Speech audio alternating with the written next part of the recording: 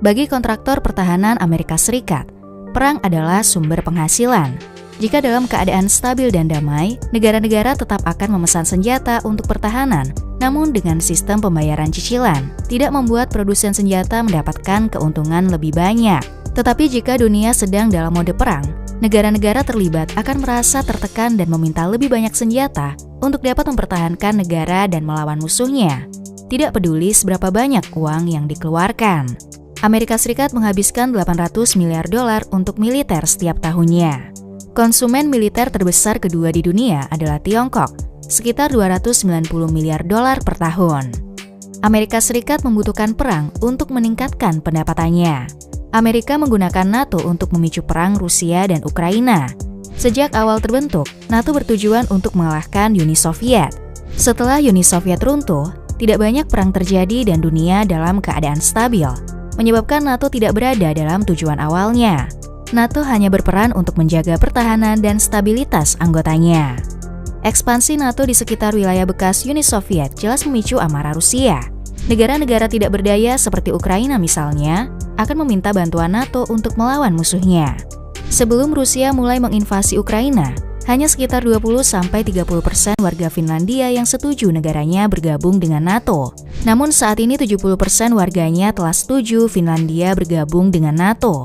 Dan untuk bergabung dengan NATO, tidak semudah hanya mengisi formulir. Negara yang mendaftar terkadang harus merubah kebijakan dan bahkan undang-undang. Namun yang paling utama adalah peningkatan anggaran untuk militer.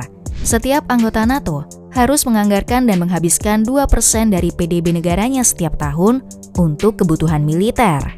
Denmark misalnya, pada tahun 2021 PDB-nya hampir $200 miliar.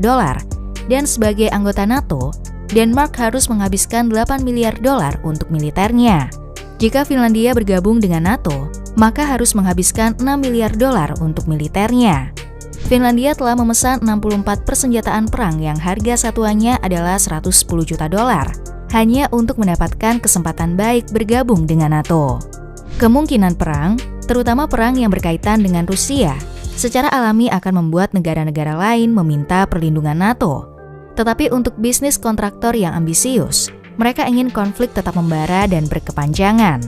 Karena perang tidak akan datang setiap tahun, sehingga mereka memanfaatkan situasi untuk meraup keuntungan. Pemerintah Amerika, NATO, dan kontraktor pertahanan Amerika telah lama menjalin hubungan saling menguntungkan.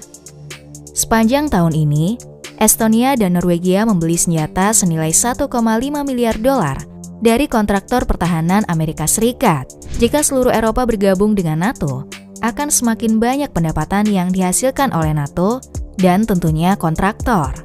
Dan jika ada negara berkembang dan miskin tidak mampu membeli senjata untuk pertahanan militer, pemerintah Amerika Serikat akan turun tangan memberikan bantuan militer. Saat ini, Ukraina memerlukan banyak anggaran. Ukraina perlu memberikan warganya kebutuhan pokok, melatih pasukannya, dan membangun gedung-gedung yang telah hancur akibat perang. Selain itu, Ukraina juga memerlukan persenjataan untuk mendukung pasukannya.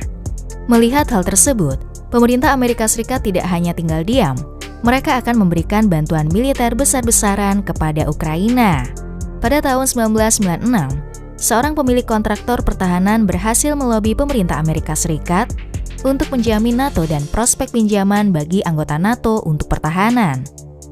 Sepanjang tahun ini, pemerintah Amerika telah menghabiskan lebih dari $40 miliar untuk memberikan paket persenjataan untuk Ukraina.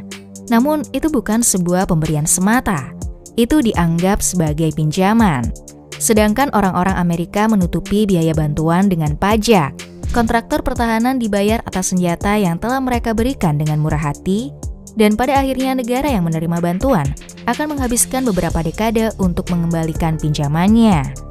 Sedangkan Amerika Serikat akan menikmati keuntungan yang telah berhasil didapatkan.